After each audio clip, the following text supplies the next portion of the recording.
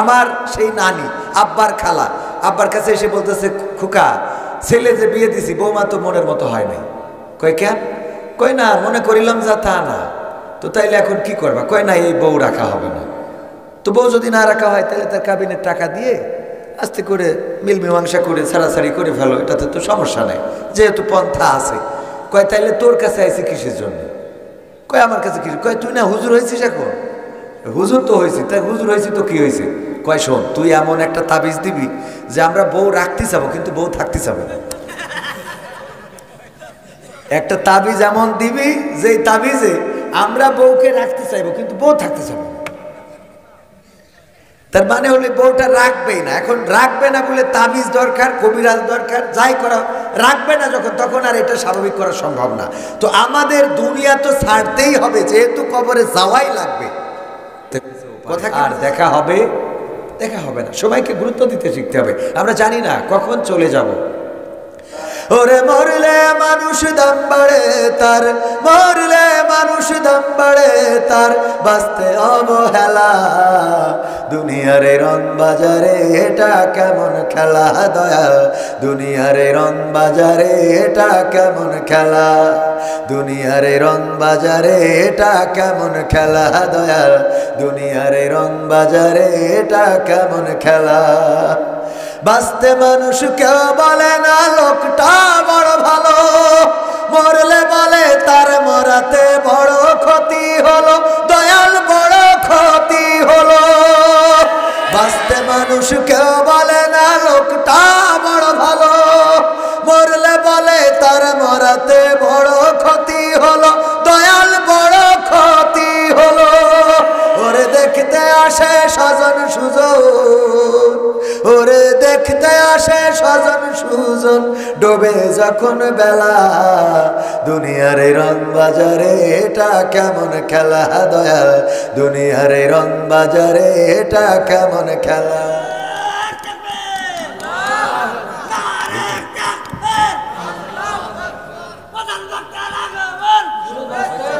আসসালামু আলাইকুম ওয়া রাহমাতুল্লাহ। সবাই উত্তর দেননি? আসসালামু আলাইকুম ওয়া রাহমাতুল্লাহ। এখনো সবাই দেন। তৃতীয়বার আসসালামু আলাইকুম ওয়া রাহমাতুল্লাহ। আমরা লোক যাই হই, সংখ্যা দিয়ে বিজয় আসে না, তাই না? মুহতারাম আলহামদুলিল্লাহ, শ্রদ্ধাভাজন ওস্তাদজি আমাকে অত্যন্ত স্নেহ করেন। ইতিপূর্বে মনে হয় গত বছর কয়েকটা স্টেজে এর আগের বছরও থাকা হয়েছে, কিন্তু এই সিজনে সেই প্রথম।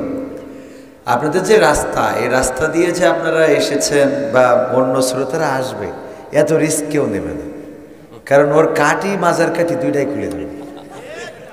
ঠিক না ভাই? ঠিক।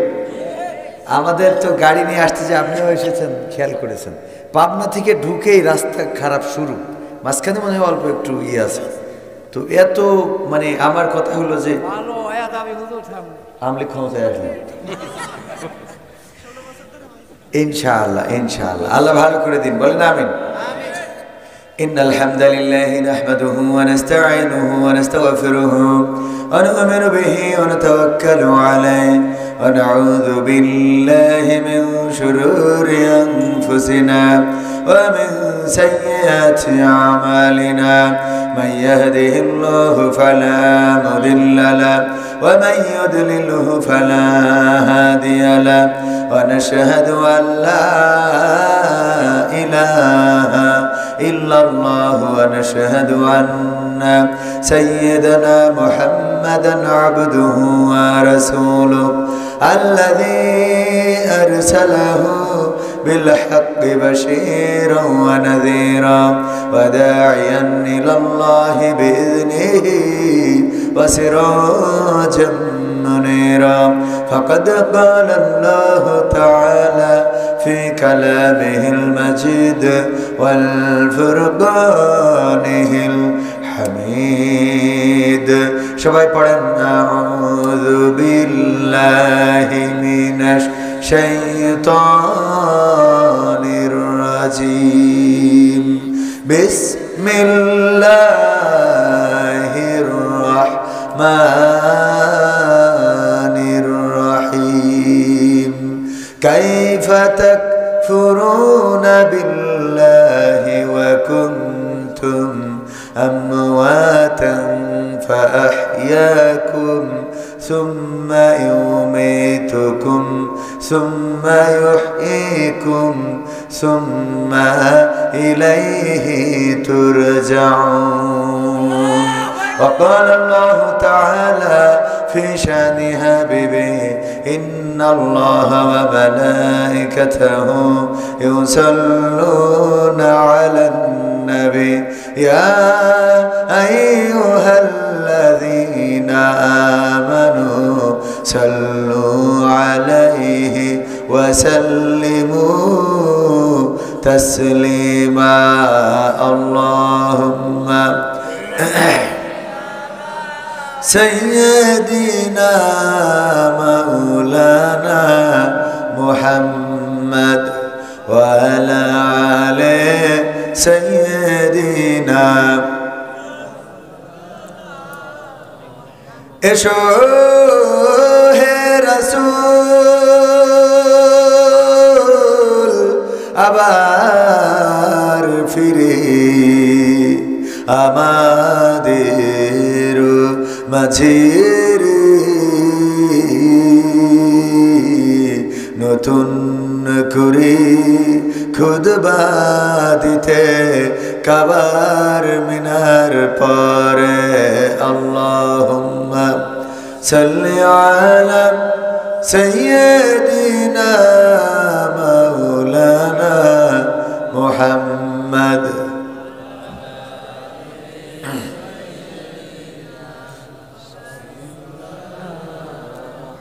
নবীর নামে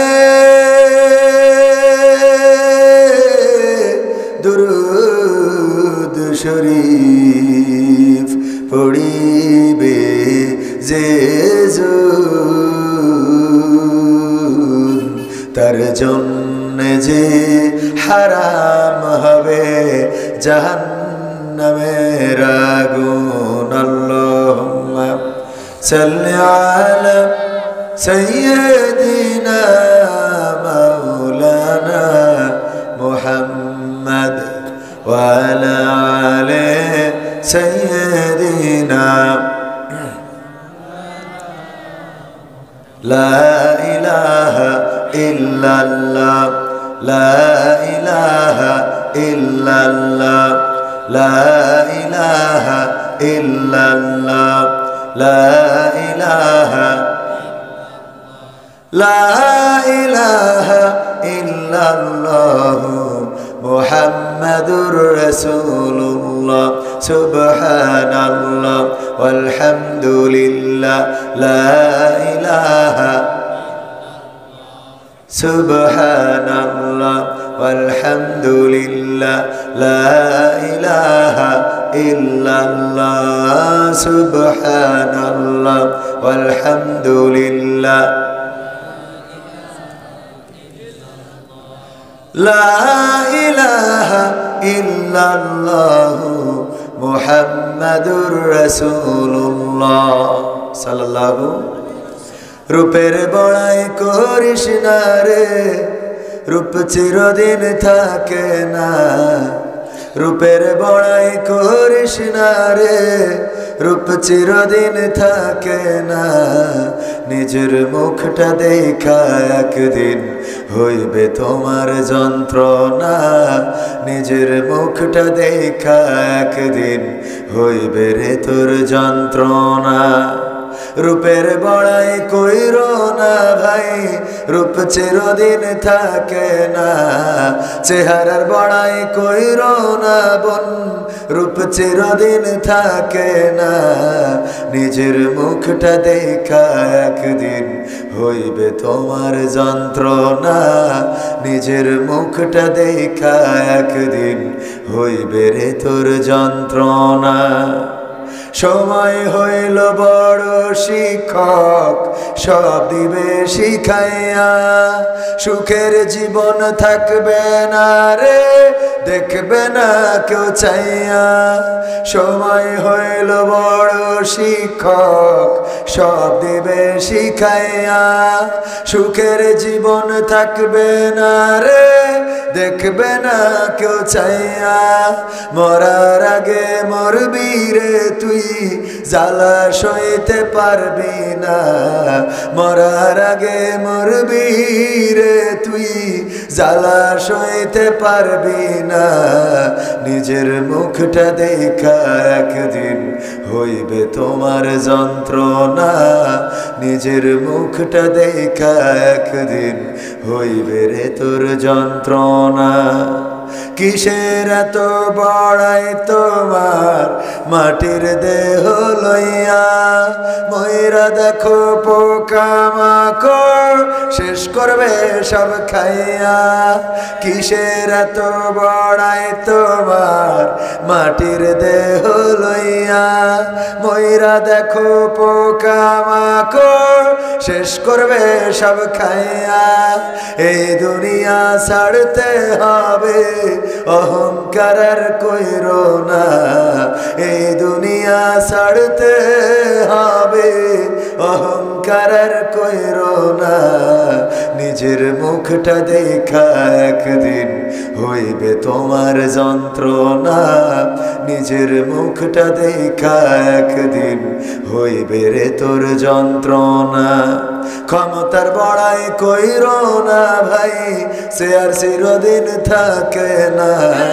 পাওয়ারের বড়াই কইরো না বোন, সে আর চিরদিন থাকে না। নিজের চেয়ার দেখা একদিন হইবে তোমার যন্ত্রণা। নিজের চেয়ার দেখা একদিন হইবে রে তোর যন্ত্রণা। ঠিক না বেঠে? আরো জোরে বলেন ঠিক না বেঠে? ক্ষমতার বড়াই, চেহারার বড়াই, চেহারার বড়াই, সৌন্দর্যের বড়াই, যৌবনের গরম চিরদিন থাকে না। আমার শ্রদ্ধাভাজন ওস্তাদজি দেলোয়ার হোসেন আনসারী সাহেব, উনি একদিন আমার বয়সী ছিলেন। ওনার মুখের দাড়িও একদিন কালো ছিল। উনিও আমাদের মতো ইয়াং ছিলেন। আজকে বয়সের পরিক্রমায় এই পর্যন্ত এসেছেন। আবার আমরা মৃত্যুর কথা জানি না, হতে পারে উনি বেঁচে থাকবেন, আমি থাকবো না।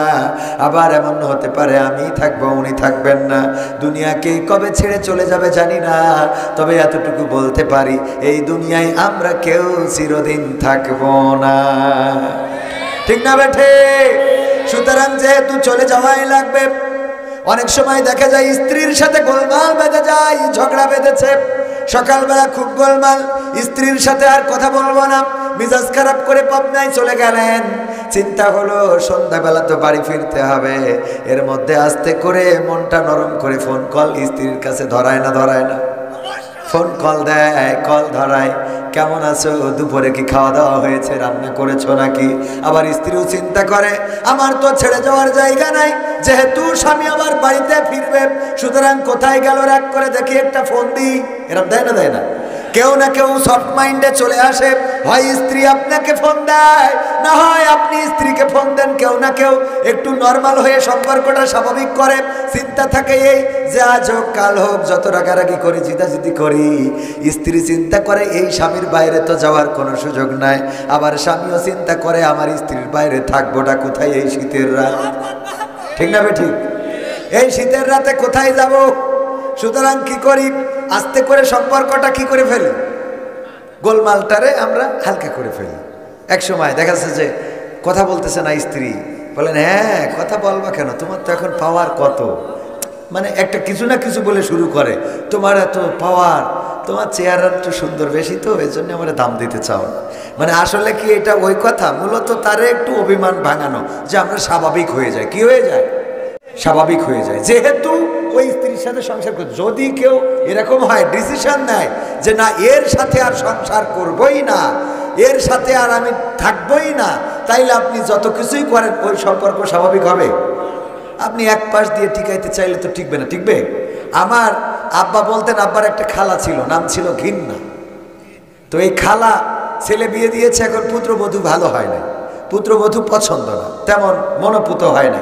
তো আমার আব্বার কাছে আসছে। আব্বা ছিল জেনারেল শিক্ষিত, তো স্কুলের প্রাইমারি স্কুলের টিচার ছিলেন উনি। ইসলামী আন্দোলনে এসে কোরআন হাদিসের কথা বলে বেড়াতেন। তো আমার সেই নানি আব্বার খালা আব্বার কাছে এসে বলতেছে, খুকা ছেলে যে বিয়ে দিছি বৌমা তো মনের মতো হয় নাই। কয় কেন? কয় না মনে করিলাম যা তা না। তো তাইলে এখন কি করবা? কয় না এই বউ রাখা হবে না। তো বউ যদি না রাখা হয় তাহলে তার কাবিনের টাকা দিয়ে আস্তে করে মিল মীমাংসা করে ছাড়াছাড়ি করে ফেলো, এটাতে তো সমস্যা নেই, যেহেতু পন্থা আছে। কয় তাইলে তোর কাছে আইসি কিসের জন্য? কয় আমার কাছে কিছু। কয় তুই না হুজুর হয়েছিস এখন? হুজুর তো হয়েছি। তাই হুজুর হয়েছি তো কি হয়েছে? কয় শোন, তুই এমন একটা তাবিজ দিবি যে আমরা বউ রাখতে চাবো কিন্তু বউ থাকতে চাবো না। একটা তাবিজ এমন দিবি যে তাবিজে আমরা বউকে রাখতে চাইবো কিন্তু বউ থাকতে চাবো না। তার মানে হলে বউটা রাখবেই না। এখন রাখবে না বলে তাবিজ দরকার, কবিরাজ দরকার, যাই করা রাখবে না যখন, তখন আর এটা স্বাভাবিক করা সম্ভব না। তো আমাদের দুনিয়া তো ছাড়তেই হবে, যেহেতু কবরে যাওয়াই লাগবে। কথা কি বুঝেছেন কিনা? যেহেতু যাওয়াই লাগবে, সুতরাং সেই কবরের জন্য কিছু খুরাক, আল্লাহর সাথে সম্পর্কটা আমরা একটু আস্তে করে, আল্লাহ যদি আমাদের পরে রাগও করে তাও আমরা আল্লাহর বলি, আল্লাহ তুমি রাগ করি যাবা ক্ষণে, আমাকে তো কোনো, তোমার না হয় রাগ করার এখতিয়ার আছে, আমরা যাবো কই? আমাকে তো এক শেখ হাসিনা ছিল তাও চলে গেছে, ঠিক না বে ঠিক? যা একটু ছিল তাও নাই, দেশে চলে গেল। তো এই জন্য আমরা যাবো ক্ষণে, আমাদের তো তুমি ছাড়া কেউ নাই। সম্পর্কটা কি করতে হবে? আল্লাহর সাথে উন্নতি করতে হবে। সে উন্নতি করার জন্যে কোনো এক পক্ষকে এগিয়ে আসতে হয়। তবে খুশির সংবাদ হলো, যদি কেউ আল্লাহকে একবার ডাকে, আল্লাহ তার ডাকে 10 বার সাড়া দেন। সুবহানাল্লাহ বলবেন না? কেউ যদি আল্লাহর দিকে একটা কদম বাড়িয়ে দেন, কেউ যদি একটা কদম আল্লাহর দিকে এগিয়ে দেয়, আল্লাহ তার দিকে রহমতের কুদরতের কদম 10 কদম বাড়িয়ে দেন। কেউ যদি আল্লাহকে একবার ডাকে, আল্লাহ, ওগো আল্লাহ, আল্লাহ রাব্বুল আলামিন 10 বার জবাব দিয়ে বলেন, বান্দা কি তোমার প্রয়োজন বলো, তোমার কি দরকার বলো, তোমার কি চাওয়া বলো, তোমার কি অভাব আছে বলো, তোমার কিসের অনটন বলো, তোমার কি লাগবে বলো, কি তোমার দরকার আছে বলো। আমরা আল্লাহকে ডাকতে জানি না, আল্লাহকে খুঁজলাম না, এই জন্য আল্লাহকে পাইলাম না। আল্লাহকে ডেকেছে যারা, আল্লাহকে পেয়েছে তারা।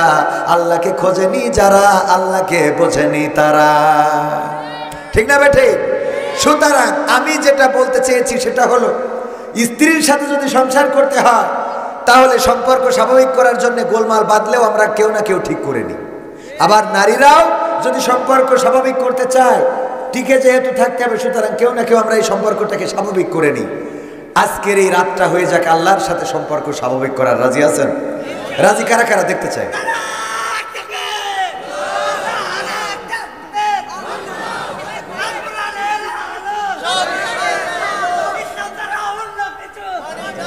সম্মানিত ভাইয়েরা, সম্মানিত ভাইয়েরা, আবেগ আছে।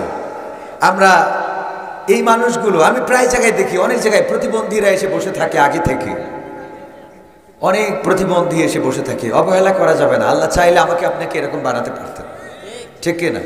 আল্লাহ শুকরিয়া, আলহামদুলিল্লাহ।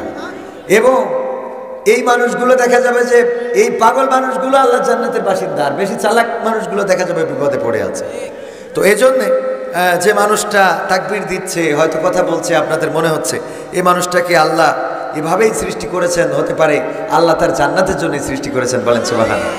আল্লাহ তাকে কবুল করে নিন। বায়তুন নূর কেন্দ্রীয় জামে মসজিদের উন্নতিকল্পে আয়োজিত আজকের এই তাফসিরুল কোরআন মাহফিলের শ্রদ্ধাভাজন সভাপতি জনাব মোহাম্মদ তৈয়ব আলী মণ্ডল, সভাপতি অত্র মসজিদ, এবং আলোচনা করেছেন অনেক ওলামায়ে কেরাম।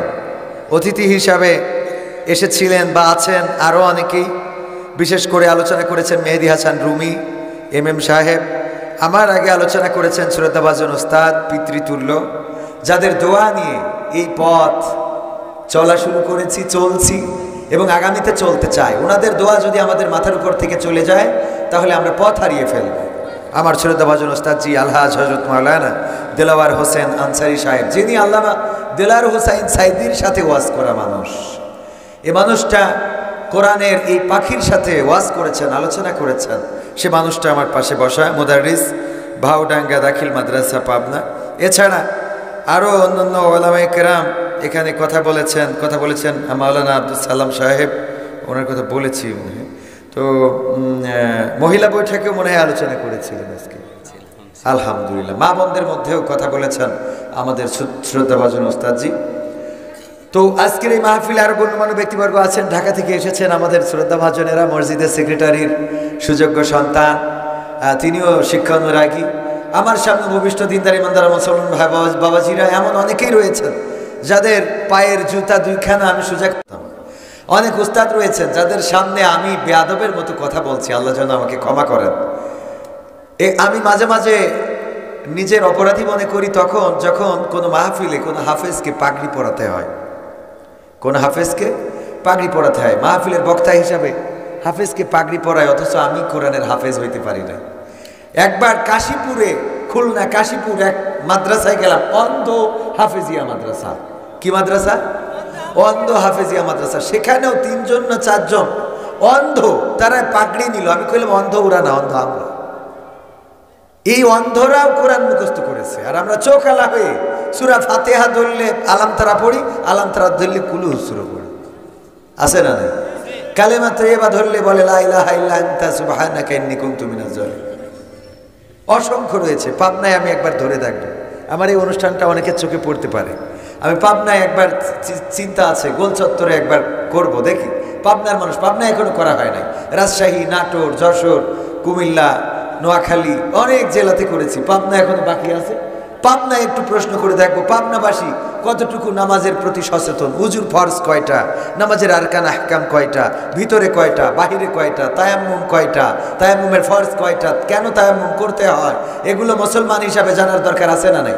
একজন মুসলমানের উপরে অপর মুসলমানের হক কয়টা, মারা যাওয়ার পরে এই মৃত ব্যক্তির হক কতটা থাকে আমাদের উপরে, এগুলো জানার দরকার আছে না নাই? আমরা এমন মুসলমান, জানাজা এমন কোনো মাস নেই, এমন কোনো বছর নেই যে অন্তত 2-5টা জানাজা পড়া হয় না। কিন্তু আল্লাহর কসম করে বলি 100 জনে 90 জন জানাজার দোয়াটাও জানে না। যদি বলেন যে না আপনি ভুল বললেন, আমি নিজে সজ্ঞানে সশরীরে যাচাই বাছাই করে দায়িত্ব নিয়ে বলছি যে জানাজার দোয়াটাও 100 জনের 90 জনের মুখস্থ নয়। আপনি নিজের জানাজা হয়ে যাবে কালকে, হতে পারে। আমরা এখানে যে সময় কথা বলছি মাত্র কয়েকদিন আগে, আজকে 30 তারিখ, 20 তারিখে একজন আমাদের স্কুলের, আপনাদের স্কুলের টিচার মারা গেল। জানেন কি না? নাকি শুধু আমি জানি? আপনারাও জানেন। মানুষটা মারা গেল, এই মানুষটা দুনিয়া ছেড়ে চলে গেল। আজকে বেঁচে থাকলে হয়তো মাহফিলে আসতে পারতো, বেঁচে নাই। আর কিয়ামত পর্যন্ত মাহফিলে আসার কোনো সুযোগ আছে? উনার জীবদ্দশায় যদি মাহফিল শুনে থাকেন তাহলে তো শুনেছেন, যদি না শুনে থাকেন তাহলে আর কিয়ামত পর্যন্ত এমন মাহফিলে আসার বসার তৌফিক আর হবে? সুতরাং জীবনকে গুরুত্ব দিতে শিখতে হবে। সময় চলে যায়, সময় চলে যায়, বরফ যেমন গলে যায়, জীবন বলে কোনো কিছু নাই, রূহ বলে কিছু নাই, যা আছে সেটাই সময়। রূহ যেটা বলি ওটার নাম কি? ওইটা হলো সময়। আল্লাহ বলছেন ওয়াল আসর, সময়ের কসম, ইন্নাল ইনসানা লাফি খুসর, প্রতিটা মানুষ ক্ষতিগ্রস্তের মধ্যে রয়েছে। সময়ের কসম, এই সময় মানে হলো জীবন, জীবন মানে সময়। আপনার আলাদা করে যে আমরা বলি রূহ নিয়ে যাওয়া, রূহ ততক্ষণ নেবে না যতক্ষণ আপনার সময় আছে, তার মানে সময়টাই রূহ। সময়টা কি? আপনার সময় শেষ, আপনার আর কোনো আজরাইল আলাইহিস সালাম আসতে দেরি করলে আপনি মরে যাবেন। ওরা যদি বাসে জ্যাম ট্যামও পড়ে তাও আপনি মরে যাবেন। সময় শেষ 1 সেকেন্ডও, কোরআনের কথা। সময় শেষ, কোরআনে বলেনি যে আজরাইল যাবে তারপরে নিয়ে আসবে, বলেছে সময় যখন যার যেখানে শেষ হবে সে সেখানে ব্রেক করে পড়ে থাকবে। কথা কি বোঝা গেছে? তার মানে যদি আজরাইল আলাইহিস সালাম এরম হয় যে আজকে আমেরিকায় দেখেছেন আপনারা বিমান বিধ্বস্ত হয়েছে হেলিকপ্টারের সাথে লেগে, 60 জন বিমানের যাত্রী এবং আরও 4 জন ক্রু সহ নদীর মধ্যে, সেখানে তাপমাত্রা হলো -2-3 ডিগ্রি। আমাদের তো 20-25 হইলেই তাই কাঁপুনি ধরে, না বাপু অনেক শীত লেগে গেছে। হ্যাঁ, আর ওখানে মাইনাসে রয়েছে। আমাদের 15, 16, 17 তো আসাই না, মনে হয় 22, 23 বা এরকম 26, এতেই আমরা পুরো একেবারে মুরব্বীর মানে একেবারে চায়ের হাত পায়ে আর হয় না। ঠিক না ভাই? ঠিক। আর ওরা মাইনাসে সেখানে বিধ্বস্ত হয়েছে, নদীর পানি জমে যাচ্ছে, নদীতে পড়েছে। 60 জন যাত্রী 4 জন ক্রু, একজনও বেঁচে নাই। ওই ঠান্ডার মধ্যে থেকে লাশ তোলা হচ্ছে, 18-20 জনকে মানে লাশ উদ্ধার করা হয়েছে, মা জীবন্ত না। এবং হেলিকপ্টারে ছিল আরও 3 জন সেনাবাহিনীর মার্কিন সৈন্য। তো এই যে বিধ্বস্ত হলো, যারা বিমানে মানে উড়েছে, ওদের মধ্যে একজন পরিবার বলল, আমার স্ত্রী আমাকে বলল 20 মিনিটের মধ্যে নামবো, তোমার সাথে দেখা হবে। কিন্তু সেই 20 মিনিটের মধ্যে কোথায় চলে গেছে? সময় শেষ, চলে যেতে হয়েছে ওপারে। আর দেখা হবে না। সময়কে গুরুত্ব দিতে শিখতে হবে। আমরা জানি না কখন চলে যাব। ওরে মরলে মানুষ দাম বাড়ে তার, মরলে মানুষ দাম বাড়ে তার, বাঁচতে অবহেলা। দুনিয়ারে রং বাজারে এটা কেমন খেলা দয়া, দুনিয়ারে রং বাজারে এটা কেমন খেলা, দুনিয়ারে রং বাজারে এটা কেমন খেলা দয়া, দুনিয়ারে রং বাজারে এটা কেমন খেলা। ওরে মরলে মানুষ দাম বাড়ে তার, মরলে মানুষ দাম বাড়ে তার, বাঁচতে অবহেলা। দুনিয়ারে রং বাজারে এটা কেমন খেলা দয়া, দুনিয়ারে রং বাজারে এটা কেমন খেলা, দুনিয়ারে রং বাজারে এটা কেমন খেলা দয়া, দুনিয়ারে রং বাজারে এটা কেমন খেলা। বাঁচতে মানুষ কেউ বলে না লোকটা বড় ভালো, মরলে বলে তার মরাতে বড় ক্ষতি হলো, দয়াল বড় ক্ষতি হলো। বাঁচতে মানুষ কেউ বলে না লোকটা বড় ভালো, মরলে বলে তার মরাতে বড় ক্ষতি হলো, দয়াল বড় ক্ষতি হলো। ওরে দেখতে আসে স্বজন সুজন, ওরে দেখতে আসে স্বজন সুজন, ডোবে যখন বেলা। দুনিয়ারে রং বাজারে এটা কেমন খেলা দয়া, দুনিয়ারে রং বাজারে এটা কেমন খেলা, দুনিয়ারে রং বাজারে এটা কেমন খেলা দয়া, দুনিয়ারে রং বাজারে এটা কেমন খেলা। ছেঁড়া কাপড় তা জোটে না পরি কষ্ট করে, ঈদের নামাজ হয় না পড়া, নতুন জামা পরে দয়াল নতুন জামা পরে। ছেঁড়া কাপড় তা জোটে না পরি কষ্ট করে, ঈদের নামাজ হয় না পড়া, নতুন জামা পরে দয়াল নতুন জামা পরে। ওরে নতুন কাপড় জুটবে জানি, ওরে নতুন কাপড় জুটবে জানি, ফুরাইলে বেলা। দুনিয়ারে রং বাজারে এটা কেমন খেলা দয়া, দুনিয়ারে রং বাজারে এটা কেমন খেলা, দুনিয়ারে রং বাজারে এটা কেমন খেলা দয়া, দুনিয়ারে রং বাজারে এটা কেমন খেলা। ভাঙা ঘরে দিন কেটে যাই, বছর ঘুরে যুগ, এই জীবনে পাইলাম না তো একটু ভাবের সুখ, দয়াল একটু ভাবের সুখ। ভাঙা ঘরে দিন কেটে যাই, বছর ঘুরে যুগ, এই জীবনে পাইলাম না তো একটু ভাবের সুখ, দয়াল একটু ভাবের সুখ। ওরে মরলে আসে ঘর বানাতে, ওরে মরলে আসে ঘর বানাতে, করে না অবহেলা। দুনিয়ারে রং বাজারে এটা কেমন খেলা দয়াল, দুনিয়ারে রং বাজারে এটা কেমন খেলা, দুনিয়ারে রং বাজারে এটা কেমন খেলা দয়াল, দুনিয়ারে রং বাজারে এটা কেমন খেলা। ওরে মরলে মানুষ দাম বাড়ে তার, মরলে মানুষ দাম বাড়ে তার, বাঁচতে অবহেলা। দুনিয়ারে রং বাজারে এটা কেমন খেলা দয়াল, দুনিয়ারে রং বাজারে এটা কেমন খেলা, দুনিয়ারে রং বাজারে এটা কেমন খেলা দয়াল, দুনিয়ারে রং বাজারে এটা কেমন খেলা। ঠিক না বে ঠিক? মারা যাওয়ার পরে ওই লোকের আর কাপড়ের অভাব হয় না, মারা যাওয়ার পরে তার তার কবরের জন্য বাঁশের অভাব হয় না, মারা যাওয়ার পরে তার ঘর বানানোর জন্য জমিনের অভাব হয় না।